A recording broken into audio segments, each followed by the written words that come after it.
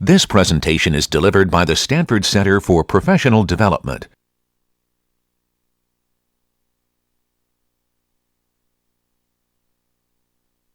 All right, so now I want to finish things up with a treatment of inverting the Radon transform. So that's how I want to finish things up. And again, I'm sorry that we don't have a little bit more time to do a little bit more detail and go into some of the finer points of this, because it's really, and show you actually some of the ways that it's implemented, because it really is interesting. But there are plenty of ways of following this up, certainly on courses on medical imaging and so on. And as you know, I'm sure we have a very active medical imaging group in the department. So this is tomography and inverting the Radon transform. So I'll remind you of the setup, what the Radon transform is, and why this is an interesting problem, and why the question is formulated this way. So the setup is, we have this two-dimensional slice full of gunk, 2D region. Let's just put it delicately, of variable density, all right?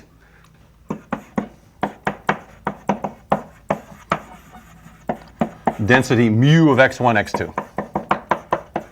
All right? And the idea is that if you can find mu, if you can describe, you don't know mu, but it's variable, and you can, and the question is, if you can reconstruct mu, then you can tell what's inside. All right? So you pass X-rays through the region, and you measure and you measure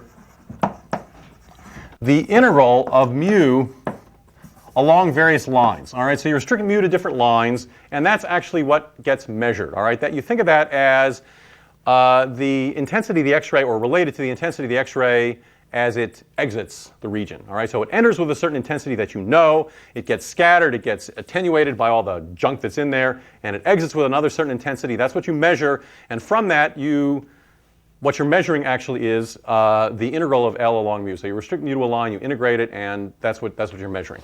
So this is along various lines, along line L through the region.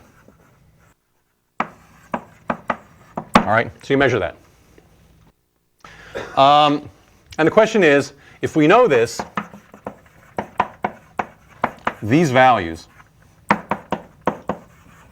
along all lines, many lines, whatever, along lines through the region, can we get mu? Can you reconstruct mu by knowing those integrals? All right, now, you think about this as a transform question, and already that's not so obvious. That's not an obvious step. Matter of fact, none of this is obvious. All right? It took, I think, a lot of insight, intuition, luck, whatever, to formulate the problem this way and actually carry out the solution. Because, as I say, when you see how this is solved, it's just gobsmackingly amazing. All right.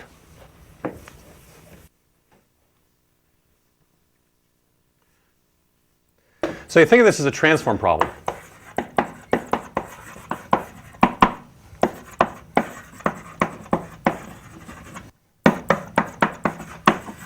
All right, and what I mean by that is with mu fixed, so it's unknown, we have a correspondence of lines to numbers given by this formula. All right, that's a line, and the integral gives you a number. And that correspondence you think of as a transform of mu.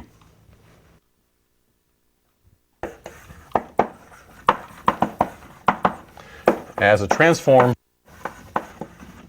of mu evaluated on a line L.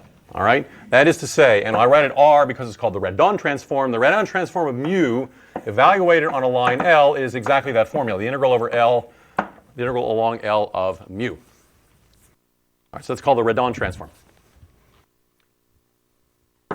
It was introduced, I actually knew the history of this a little bit more thoroughly and I cannot recall it now. I mean, it was certainly not introduced in the context of X-ray tomography or anything else. It was introduced for purely mathematical reasons, for interesting geometric reasons. I mean, the idea was to sort of study the geometry of a region by knowing integrals of sections through it. All right, just as a purely mathematical question, I don't think there were any practical implications that were anticipated or attempted, certainly at the time it was introduced. So our question is, so you know all these values, all right? You know all these values, and the question is, can you invert the transform? Can you find mu given that you know all the values of its transform?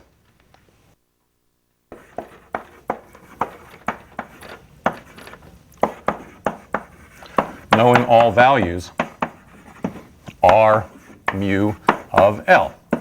Can we invert, or another way of putting it is, can we invert R? Okay, now this looks pretty abstract. So to make this tractable, I have to introduce coordinates. All right, I want to write things in coordinates.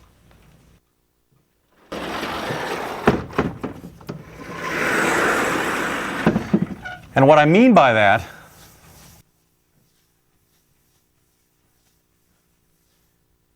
is not coordinates on the plane, not something replacing the x1 and x2 coordinates, but I want a coordinate description of the line. And actually, more precisely, what I want is I want a way of coordinatizing all possible lines. All right? I want a coordinate description of the family of all lines. So I want to write this. I want to write R mu L in coordinates. That's a script R. All right? And what I mean by that is I want coordinates that describe family of the lines L in the plane. All right, now, that's actually not outlandish at all. All right, and in fact, you've actually seen possible coordinates when you first learned about writing equations of lines. So let me give you an example. Not the example ultimately that we're going to use, but an example that you're very familiar with. And that's what we call, at least in America, the point-slope form, no, the slope-intercept form for the equation of a line. So e.g., for example, all right, you can write equation of a line as, y equals mx plus b. It's like one of the first things you learn. All right, and you know that m is the slope and b is the intercept. B and the slope m. All right. Now, you can think of the pair m and b as giving coordinates of a line. All right, if I specify m and if I specify b, that determines the line. So as the pairs m and b vary, I describe lines in the plane. So mb, right, gives coordinates for describing a line, describes a line, gives the line. Let me just say describes the line. The unique line y equals mx plus b. Now, all right, so that's a set of parameters. That's a set of coordinates that describe the lines in the plane. It's not the best one to use, certainly for our problem. And there's a problem with this set of coordinates because it doesn't give you a description of the vertical lines, all right, of infinite slope. All right, so it's not the best not a good set of coordinates because it omits the vertical lines.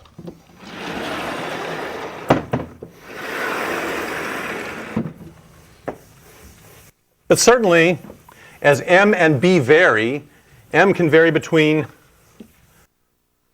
0 and infinity. It can equal to 0 but not equal to infinity. 0 is horizontal lines, infinity is vertical lines, so that's a problem. And b can vary between minus infinity and infinity. As m and b vary over that range, you're describing all the possible lines through the origin, all the possible lines in the plane, except the vertical lines. So this omits, so here again, minus infinity less than b less than infinity, and m bigger than or equal to 0 less than infinity describes all but the vertical lines.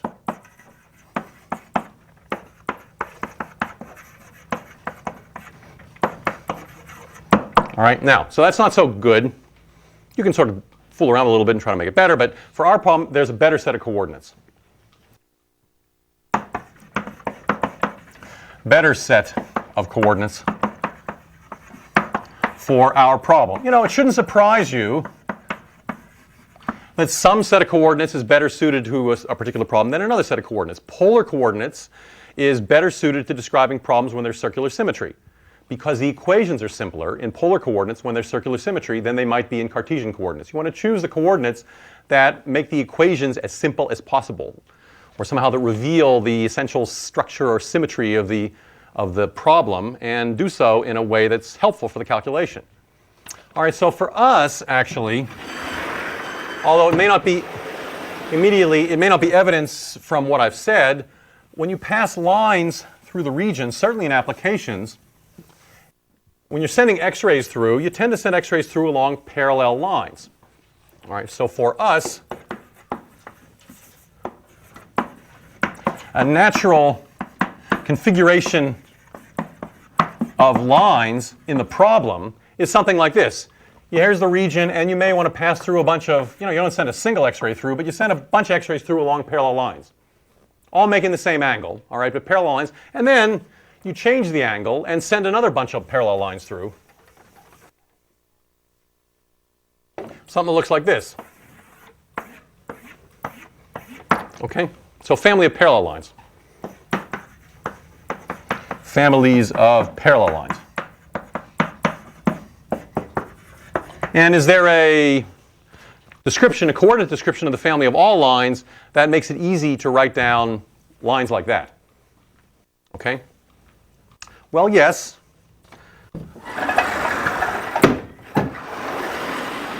And it's actually, if you phrase it this way, it's not so unnatural. Matter of fact, I'd like to think it's natural. Although everything looks a little unnatural when you first see it. I mean, what's the same? What is common to these lines? The thing that's common to these lines is they all have the same normal vector, or they all make the same angle with the horizontal axis, say something like that. So that's going to be one of our parameters, is the parameter that describes the orientation of the normal vector. Right? So let's start. Matter of fact, let's start with a single line and describe a single line in a way that's going to allow me to easily describe families of lines like this. All right. So for a single line, I can take something like this. Matter of fact, let me take a single line through the origin. Matter of fact, let me make it look like it goes through the origin. Take a single line through the origin.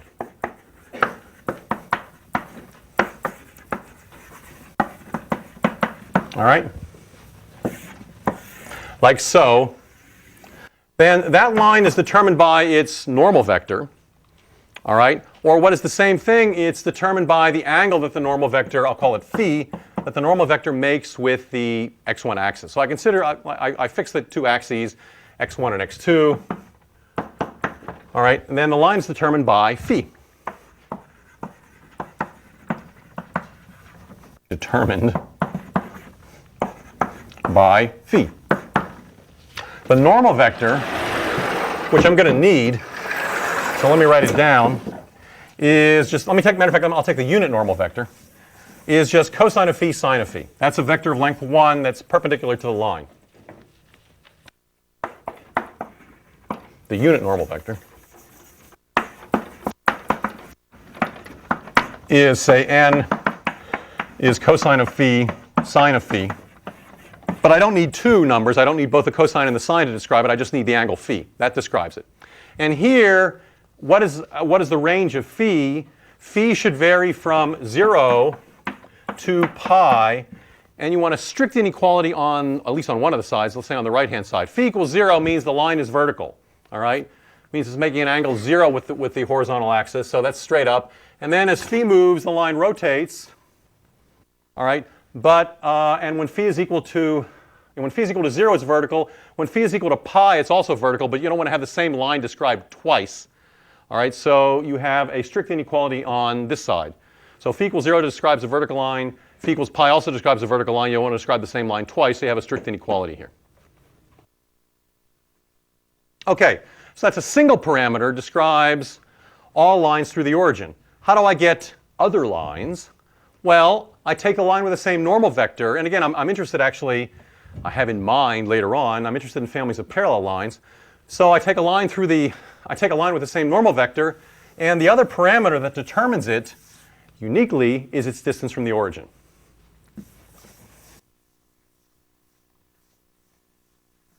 So a line not through the origin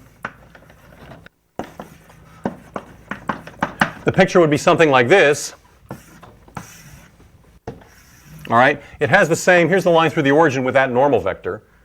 All right, so here's the same normal vector, here's the angle phi, but there's also a distance rho from the origin. I'll call it rho. All right, so it's determined by phi and a distance rho from the origin. Okay? Now, and that determines the line. Almost. Say a little bit more here. There's a slight subtle point here because I don't just want to take the distance. How do I distinguish between, say, that line? Let me draw two lines and I want to be able to distinguish between the two.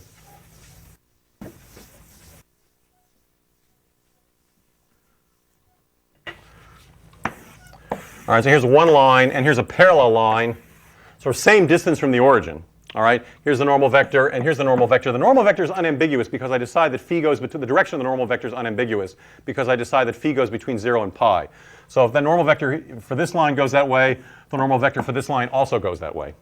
Okay? They're both the same distance from the origin. How do I distinguish between the two? I don't consider just the distance, but I consider the signed distance. All right? So I consider the signed distance. So what I mean by that is rho is positive if I get from the origin to the line in the direction of the normal vector, and rho is negative if I get from 0 to the line in the direction opposite the normal vector. Okay, rho is positive if you get from the origin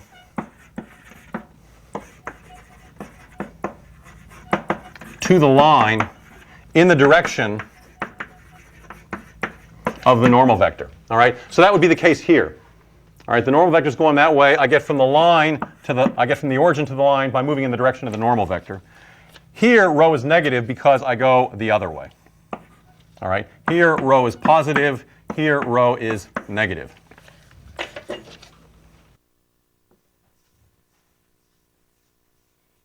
So again, so rho is just to write down. Rho is negative.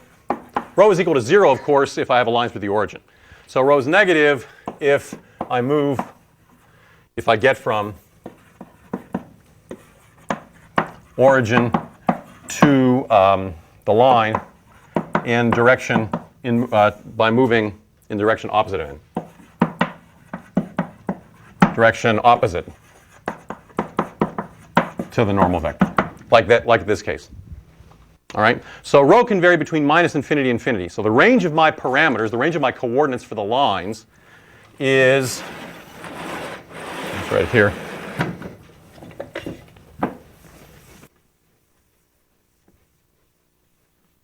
So the range of the coordinates, and I get all lines this way, is 0 less than or equal to phi less than, I'm using regular phi, less than pi, and minus infinity less than or equal to less than rho less than plus infinity. And I get all the lines, I describe all the lines in the plane by those two coordinates. So a given rho and a given phi tell me a given line.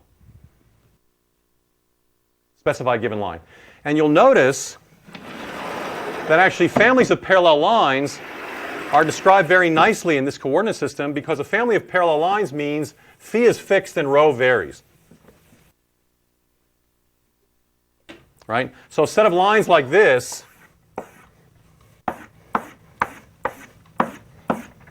something like that, or at a different angle would be phi fixed. So phi fixed, rho varies. Okay? That's nice. All right, now, how do you write the equation of a line? I want to write the, transforms are set up, generally speaking, and we'll see actually, we're going to bring the Fourier transform into this in a way that's just unbelievable. In Cartesian form, all right? So I want to write a Cartesian equation of the line in these coordinates of a particular line. So what is the Cartesian equation of the line specified by a given pair rho phi? notice here, I mean, I have a distance and I have an angle, but these aren't polar coordinates, all right? These aren't polar coordinates in the plane. These are line coordinates. These are coordinates of lines. Well, that's not hard to see. And I will refer you to the notes for a little bit more of a derivation of this. Let me just say what the formula is. And again, it's actually not something so different from what you've seen before, most likely, but maybe not written in quite the same terminology or quite the same language. It's given by, in vector form, x dot n equals rho. Very simple. All right? N is equal to cosine phi sine phi.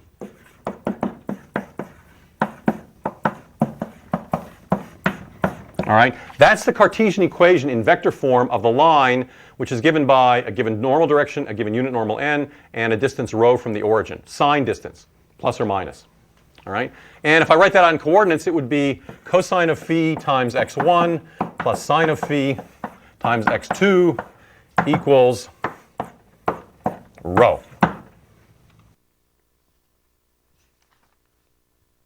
That's the equation. All right. Now, there's more magic. There's more magic. And again, here, unfortunately, I don't have time to derive this for you, and I'm going to see, I have a set of notes on this, but it gets a little involved.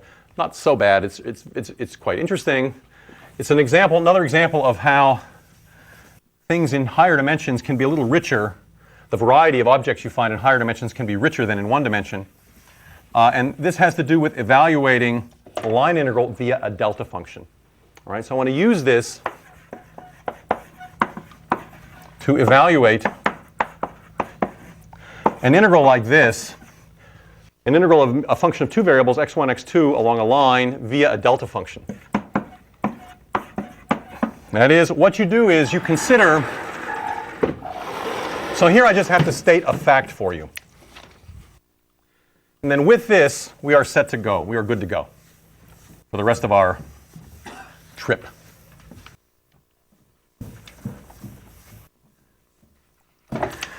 You consider, I hate that, it's like a mathematical weasel word. Consider, like what could be more natural in the world, to consider the following ridiculously complicated looking object. Consider a delta function along the line.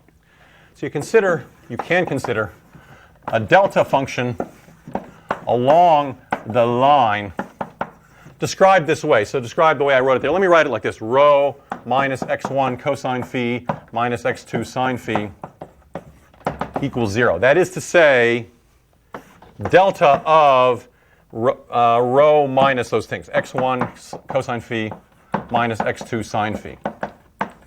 All right, now, you can think of this, so this is so-called line impulse.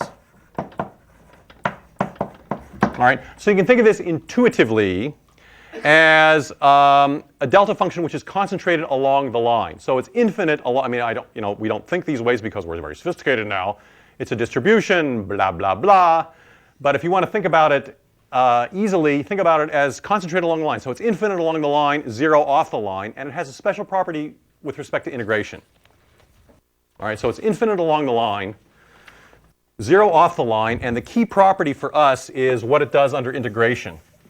And it's analogous to the one-dimensional case, but it's perfectly suited to our problem. So 0 off the line, like all good deltas, infinity on the line. I can write this shamelessly, right? And for the integral,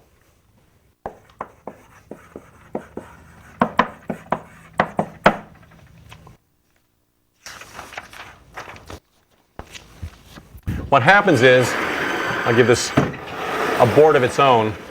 This is really a key step because it allows, well, you'll see. One thing at a time, one thing at a time.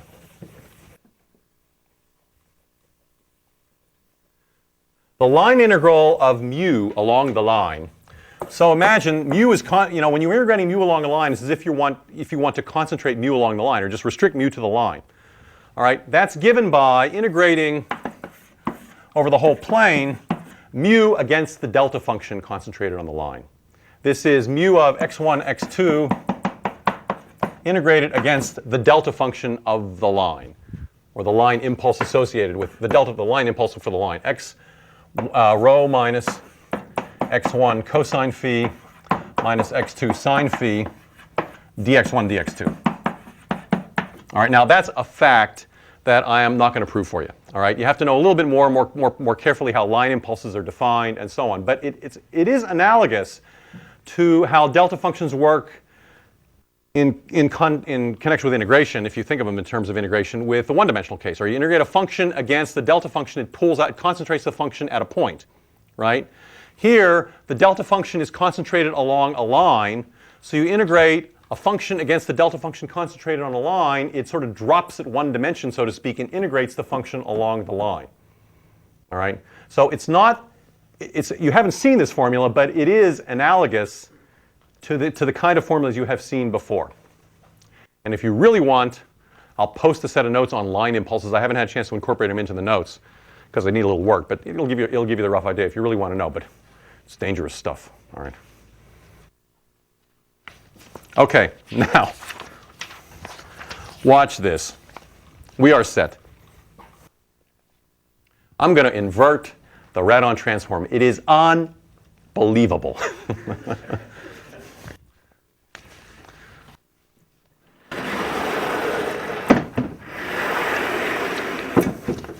Okay. So, again, here's the setup. I'm imagining myself, although you won't necessarily see it in the calculation, I'm imagining that I'm fixing phi and I'm letting rho vary. So I want to use this to invert the Radon transform mu. All right. So again, mu is this unknown function. I know the values of R of mu because I know the values of the line integral. Remember, R of mu, I'll write it down one more time. R of mu, I can even write it in R of mu in coordinates would be, say, rho phi would be the integral over the line specified by rho and phi of mu, right? It's the integral along the line. And I know how to concentrate that now. I mean, I know I can write this out. I can write this as that line integral can be written in terms of, in turn as a double integral. Let me write the whole thing out here. The integral from minus infinity to infinity, integral from minus infinity to infinity of mu x1 x2 delta rho minus x1 cosine phi minus x2 sine phi dx1 dx2. Great. So I've now replaced a simple looking formula by a complicated looking formula. And if you like that, you're going to love what's going to happen now. All right? Just follow along for the ride. Enjoy it. Don't even take notes. Just sit back, relax. The hostesses will be by soon to serve nuts and drinks. All right? Now, think about phi fixed and let rho vary. All right? So think effectively about passing a line of a family of parallel lines. So think of phi fixed and rho varying. All right? So think about effectively computing this thing along a whole bunch of parallel lines. So you're computing all these values, all right, as a function of rho. All right, so with phi fixed and rho varying, you're thinking about R mu rho phi as a function. Think of as a function of rho with phi fixed. Now,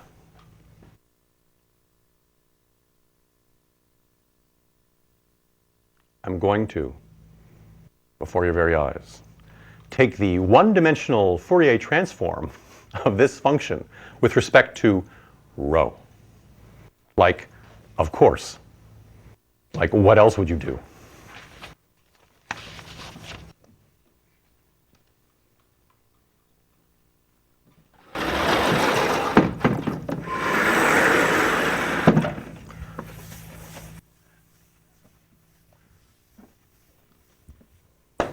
I will take the 1D Fourier transform of this that function is with rho varying with respect to rho.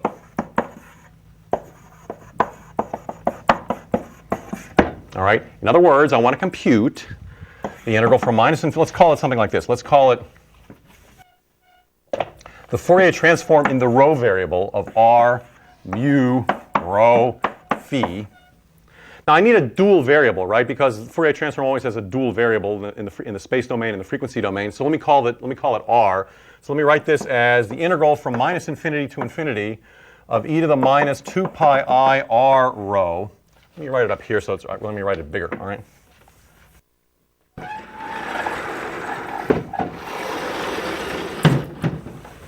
Phi just tags along for the ride. Matter of fact, I better write this a little bit more carefully already. It's hard to write, all right? We're gonna get caught a little bit here in problems of notation and problems of variables. It's the usual thing in this subject that, you know, there are problems here with variables. There are problems with naming your variables. I'm going to take the Fourier transform. Phi is fixed. Rho is varying. I'm going to take the Fourier transform with respect to rho. And I need to say what the variable, I need to give the variable in the spatial domain a name, so I'm going to call it r. So that would be like the integral from minus infinity to infinity, e to the minus 2 pi I r rho, Radon transform of mu at rho and phi integrated with respect to rho. All right, and then what pops out is a function of r and phi, because phi just tags along for the ride. Right, so phi is fixed, but that's an additional parameter that's entering into the definition here. But I'm integrating with respect to rho. All right, so what pops out is a function of r. Think of it as a function of r, but then I say the phi is sort of tagging along for the ride. Okay. All right. Now, be not afraid. Write this out. Be not afraid. Be of good cheer. The holidays are close. All right? What is this? This is the integral from minus infinity to infinity, e to the minus 2 pi I r rho, of this double integral, minus infinity to infinity of mu x1, x2, delta rho minus x1 cosine of phi minus x2 sine of phi, dx1, dx2, and then, that's the r, then the whole thing is integrated with respect to rho. Right? That's just translating, that's just rewriting this equation, substituting what I had before over there, writing the integral of mu, the line integral of mu in terms of the integral against the line impulse, the integral against the delta function. Okay? Be not afraid, be not afraid. Flip the integrals, do all sorts of unnatural acts. Write this as the integral from minus infinity to infinity, mu of x1, x2. I want to bring the other stuff inside. The integral from minus infinity to infinity of e to the minus 2 pi I r rho times delta of rho minus x1 cosine phi minus x2 sine phi. That inside stuff is integrated with respect to rho, and then the whole thing is integrated with respect to x1 and x2. So all I did was I sort of flipped the order of integration here. All right? Inside here, first I was integrating with respect to x1 and x2, and then integrating with respect to rho, and there was this complex exponential outside. Now I'm flipping things around. I'm bringing this mu x1 and x2 outside. I'm putting this with that. I'm integrating with respect to rho. And then the whole thing gets integrated with respect to x1 and x2. Be not afraid. Now,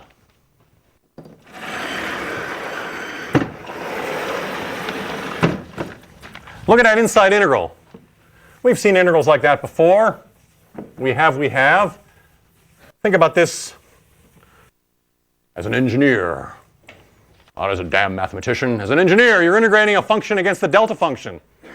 All right? Integrating a function against the delta function evaluates the function where the delta function, it's a shifted delta function, you're integrating a complex exponential with respect to rho against the shifted delta function, rho minus, here's the shift.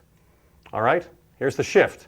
So what is that integral on the inside? The integral from minus infinity to infinity of e to the minus 2 pi I r rho, delta rho minus x1 cosine phi minus x2 sine phi d rho is e to the minus 2 pi I r x1 cosine phi minus x plus x2 sine phi. That's it. All right? Integrating a function, the complex exponential, against the delta function, integral of phi of x times delta, integral of f of x times delta x minus y is f of y, or whatever. You know what I'm talking about here. It's the integral, it's the convolution, it's the integral of the function against the shifted delta function. Okay? So that substitutes where the shift, it's rho minus, let me write it like this. All right? Rho minus this. So it substitutes that into the exponent. Okay?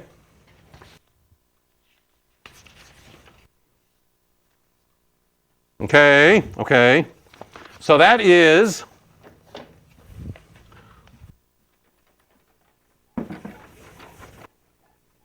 let me write that out a little bit more.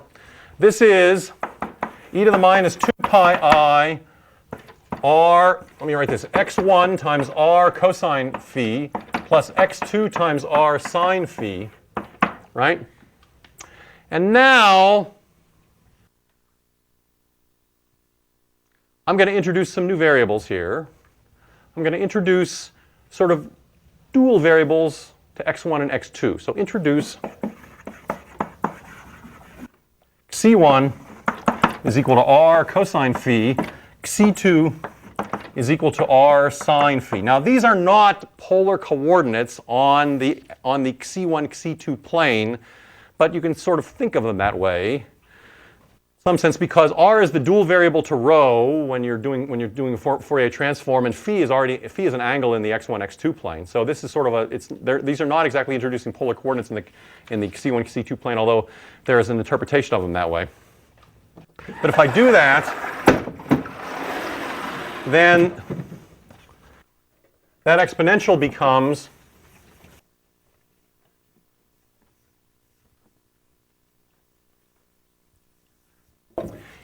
e to the minus 2 pi I x1 times xc1 plus x2 times xc2. All right? Now, all this was evaluating this inside integral here, all right? The inside integral here.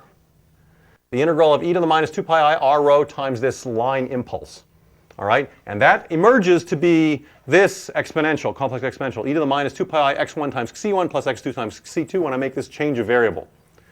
Plug this into my formula, okay?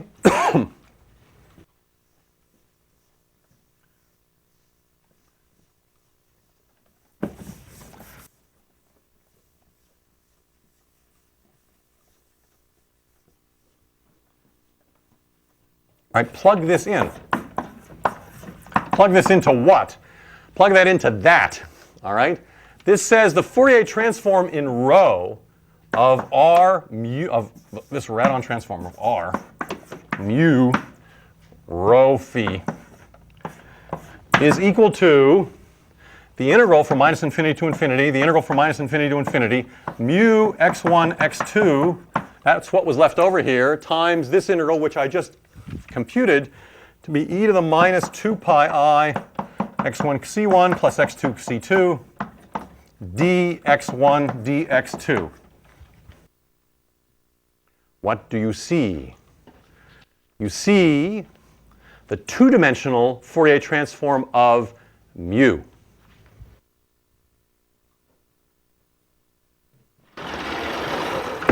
This equals the Fourier transform of mu at xc1, xc2. 2D Fourier transform. All right? Let's recap. All right? Let's recap here. All right? Fix phi. Let rho vary. All right? Take the 1D transform, 1D Fourier transform of the corresponding Radon transform. That is,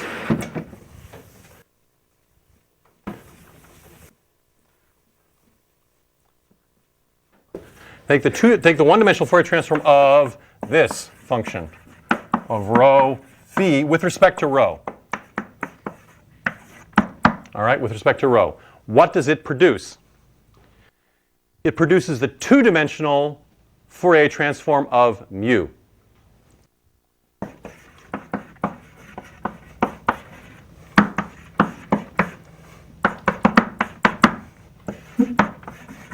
Of mu. Okay? Now, all right, in principle, the problem is solved. You know this.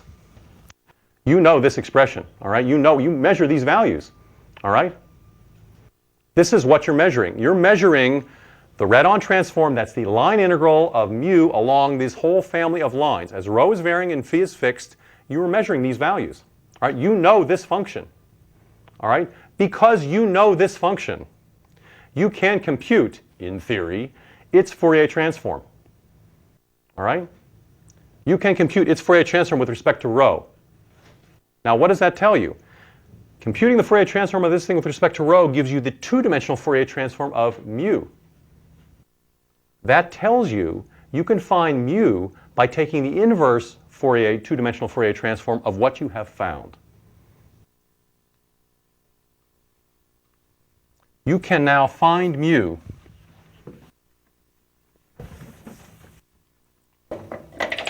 so you compute, once again, the Fourier transform in the rho variable of this, r mu rho phi, all right? And you take, and that gives you a function. Now you have to make the changes of variable and all this jazz. I mean, you have to substitute r equals, or c1 equals r cosine phi, and c2 equals r sine phi, and all the rest of that stuff. Okay, you know, but what that results in at the end of the day is a function of two variables, c1 and c2. You take, so you make the change of variables.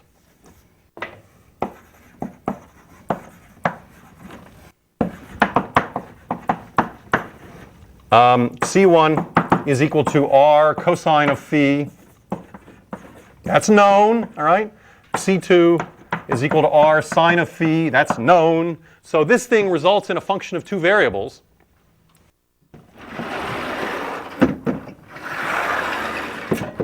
Just want to make sure you understand exactly why this has solved the problem and in what form. All right, so you compute the one-dimensional Fourier transform of this. You make these change of variables. This results in a function, let's call it g, of c1 and c2. All right, again, you know this function. You can compute its Fourier transform. You compute its one-dimensional Fourier transform with respect to rho. You make these changes of variables. That gives you some function that you're calling g of c1 and c2, and you know that that function is nothing other than the two-dimensional Fourier transform of mu. So you know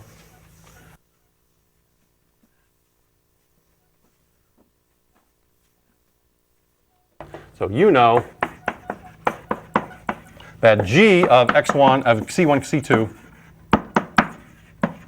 is the two-dimensional Fourier transform of mu of c1 c2. And you have solved your problem, because now you take the inverse two-dimensional Fourier transform of this function, which you have computed, and that gives you mu.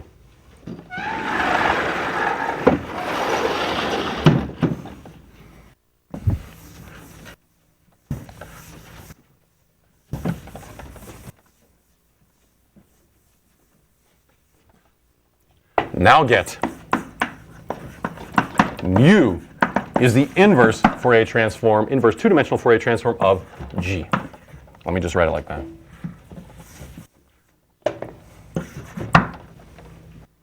That recovers mu by knowing all those line integrals.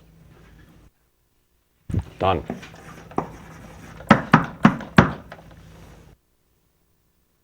Amazing. All right, it's absolutely incredible. Absolutely incredible.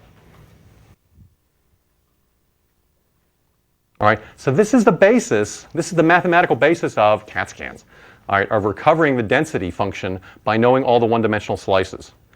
Now again, I set this up this way, although the modality, although the imaging techniques and the sort of whole physics behind it, of course, is different for MR, the same, at the end of the day, actually for amazing reasons, surprising reasons, I think, the same thing holds. That is, the idea of finding when you do an MR, try to do MR imaging, you're confronted with the same sort of problem, and it's solved the same way. All right. Ultimately, you compute a two-dimensional inverse Fourier transform of like a one-dimensional Fourier transform of some auxiliary function that you introduce. It comes about in a different way, but it amounts to the same thing. It's just amazing. All right. Now, again, none of this was known when Radon introduced this idea way back in, I think, either the end of the 19th century, beginning of the 20th century, maybe the 20s, in 1920s. I'm not sure when. I have to look it up again. And it found this absolutely stunning and incredibly important application. All right, it's just, I think it's nothing short of amazing. I mean, I think it's just absolutely amazing. All right, now, of course, to make this practical and to implement this requires a lot of work. Everything has to be done discretely. I mean, if you're actually going to calculate this numerically, you have to implement discrete versions of this. There are a lot of computational issues. There are very interesting issues, actually, with the playoff between Cartesian and polar coordinate representations of the different quantities. And there are lots of things that have to be done to actually make this practical. But this is the basis for it. All right. This mathematical derivation, this way of going from the one-dimensional Fourier transform in the one variable to the two-dimensional Fourier transform in the other variables and allowing that to solve the problem is the basis for the entire thing. And to say, I think it's just absolutely remarkable. Okay? And I think with that, we are done. So I want to thank you very much for a stimulating quarter. I hope you enjoyed it as much as I did. I think this is wonderful material. I really do think it's every day another miracle almost. And I'm sure you'll find this material, if you go on whatever direction you go on in your studies, whether it's in electrical engineering or other different fields, you're going to find the Fourier transform and its techniques used absolutely everywhere. And it has been my pleasure to give you what I hope has been a good introduction to it. So thank you very much.